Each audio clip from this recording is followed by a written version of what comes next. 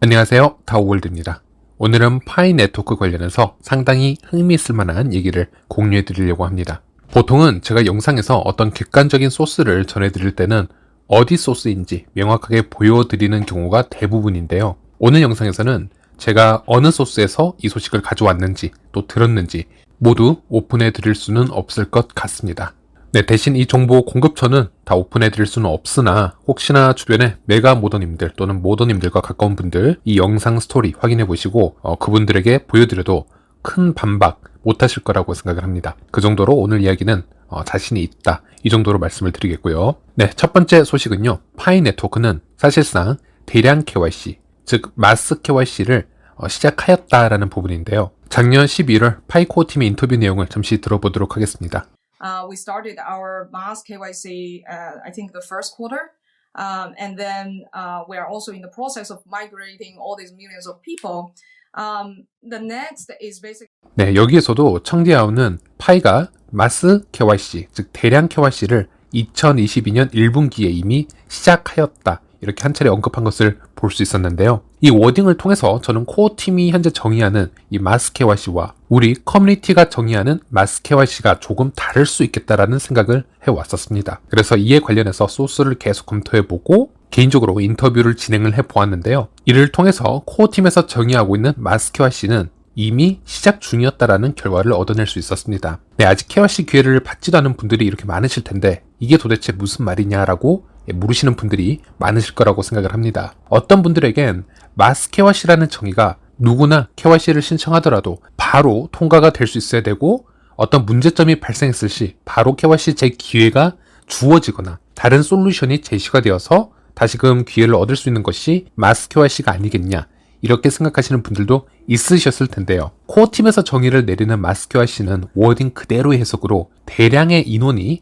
KYC 신청을 할 수 있는 상태를 마스 KYC로 얘기하고 있다는 것을 알 수 있었습니다. 즉 우리들이 생각하는 것과 개념의 차이는 조금 있을 수 있다는 것인데요. 그리고 현재 활성화 유저수만 3,500만 명입니다. 이 3,500만 명에게 랜덤의 알고리즘으로 지금 매일 분배를 하고 있는데요. 매일 KYC 기회를 받고 있는 분들이 늘어난다 하더라도 현재 유저수가 너무나 많기 때문에 또 KYC 기회를 받지 못한 분들이 워낙 SNS를 통해서 강하게 불만을 드러내고 있기 때문에 우리가 체감적으로 보았을 때는 이 마스 KYC의 진행 속도가 매우 느려 보이는 것처럼 생각될 수도 있다는 겁니다. 그리고 KYC를 받는 데 있어서 시간이 너무나 오래 소요되는 문제들, KYC 확장성의 문제로만 생각하는 것을 우리가 볼 수 있었는데요. 실제적으로는 악의적인 계정이 KYC 시스템에 큰 영향을 끼치지 못하도록 하기 위해서 적절한 조치를 취하면서 진행 중이기 때문에 이렇게 시간이 오래 걸리는 거라고 얘기를 하고 있습니다. 네, 다시 말씀드리지만 파이 KYC는 확장성도 중요하지만 봇 계정이나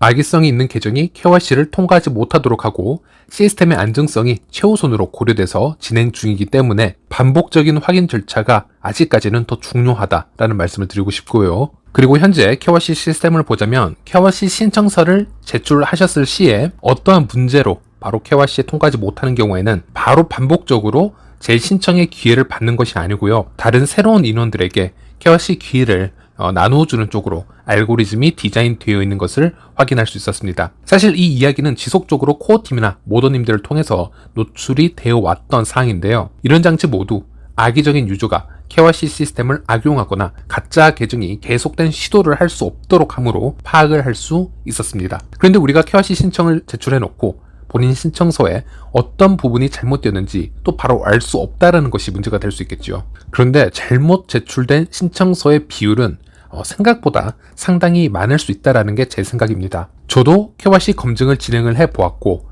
또 검증을 수천 건 이상 해본 사람들과도 인터뷰를 꾸준히 해보았었지만 한국에서만 봐도 신청서에 표기를 잘못해 놓으신 분들이 정말 많으십니다. 여권으로 KYC를 진행했으면서 신청서에는 운전면허증으로 표기를 한다거나 그런 부분은 제출을 하신 분들도 본인이 무엇이 틀렸는지 잘 모르실 수 있다라고 생각을 합니다. 잠시 고착되더라도 걱정하지 마시고 좀 마음을 편히 놓고 기다리시는 것이 일단 좋다, 이렇게 말씀을 드릴 수 있겠고요. 말씀드렸지만 일단 스톡이 되더라도, 즉 고착되더라도 다른 분들에게 먼저 기회가 가거나 아니면 이 고착된 이유가 KYC 솔루션에 의해서 해결이 하나씩 되고 있기 때문에 다시 재검증 기회가 언젠가는 돌아올 테니 이거는 시간 문제라고 생각을 하시면 될 것 같습니다. 그리고 이렇게 스톡된 신청서라도 무기한 연기가 아니고 잘못된 이유에 따라서 카테고리화를 시켜서 그 솔루션에 나올 때마다 재신청 기회를 다시 주고 있는 것을 실제적으로 확인할 수 있었는데요. 작년 12월 달에 공지를 통해서 전체 고착된 56%를 차단 해제하겠다라는 부분을 저희들은 업데이트를 통해서 확인할 수 있었습니다. 그리고 고착되지 않은 계정이라도 페이스북과 이메일 인증을 한 계정에 한해서 13% 추가 KYC를 배포하고 있고, 또 추가적으로 18% KYC 배포 계획을 언급함으로써 총 31%에게도 추가 기회를 주겠다라는 얘기도 확인할 수 있었는데요.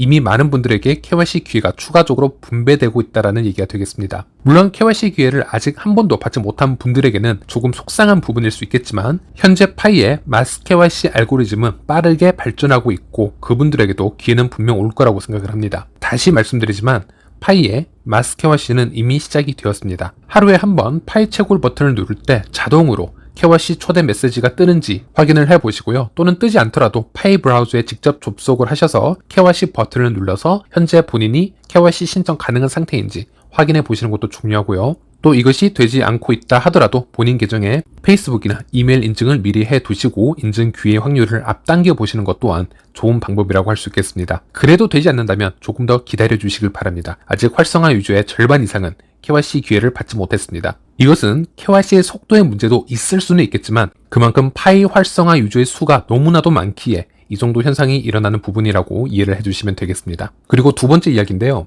우리는 루머성으로 파이와 아마존의 관계 또는 파이와 타 기업 간의 파트너십이나 지속적인 어떤 연결고리를 얘기를 해왔었습니다. 네, 이 모두 증거가 없는 찌라시성 기사라고 생각을 하시면 되겠는데요. 저도 여기에 대해서는 그냥 50대 50으로 생각을 해놓고 있는 것이 그냥 정신 건강에 좋다, 이런 루머가 사실이 아닐 확률도 얼마든지 있다, 이렇게 말씀을 해드려 왔었는데요. 최근에 해외에 알려드릴 수 없는 소스를 통해서 저는 파이코어 팀이 다른 타 기업들과 파트너십을 맺고 있고 그것을 자체 파이 앱에서 실현시키기 위해서 열심히 노력 중이라는 소식을 얻어냈습니다. 아시다시피 작년부터 파이코어 팀에서 자체적으로 제작하고 있는 파이 앱이 존재한다는 것은 여러 소문을 통해서 알 수 있었는데요. 이번 파이 OS를 통한 대화를 통해서 파이코어 팀에서 자체 제작한 앱들을 미리 염두에 두고 파이 OS에 등록된 D앱들의 이름을 재정리를 원하는 코어팀의 대화글을 공유해드린 적도 있었습니다. 이런 힌트들을 통해서 해외와 국내, 제가 알고 있는 거의 모든 파이 관련 소식통들을 다 동원하였을 때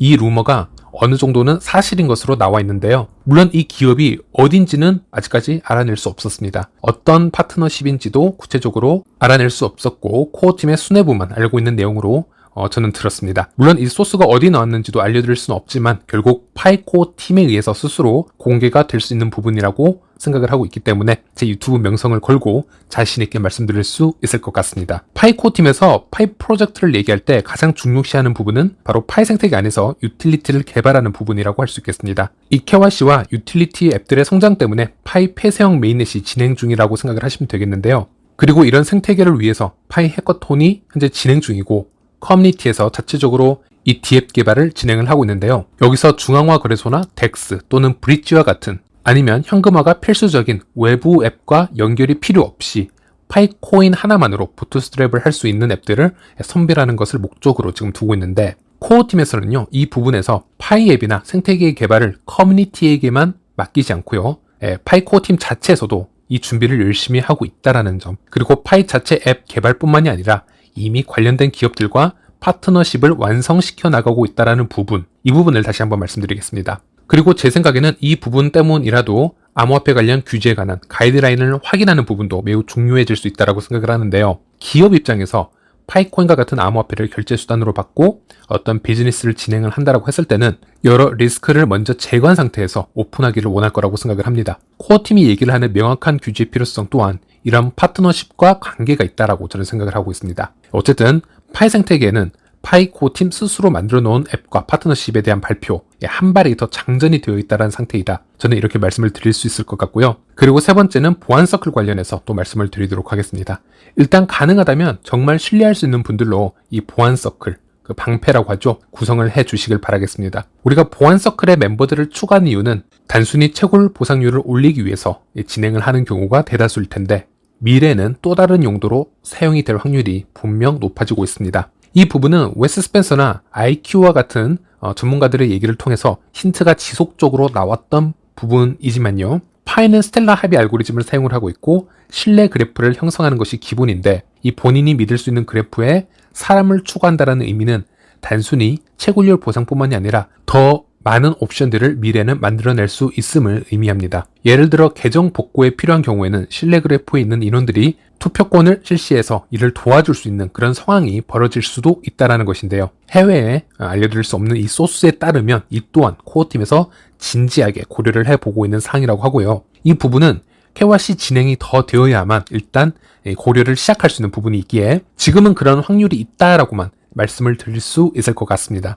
그래서 보안 서클을 구성하는 데 있어서 가장 추천해 드릴 수 있는 구성원은 역시 가족일 것이고요. 만약 가족이 안 된다면 믿을 수 있는 지인으로 구성을 해보는 것을 적극 추천해 드리겠습니다. 네, 오늘 영상은 여기까지입니다. 시청해 주셔서 감사합니다.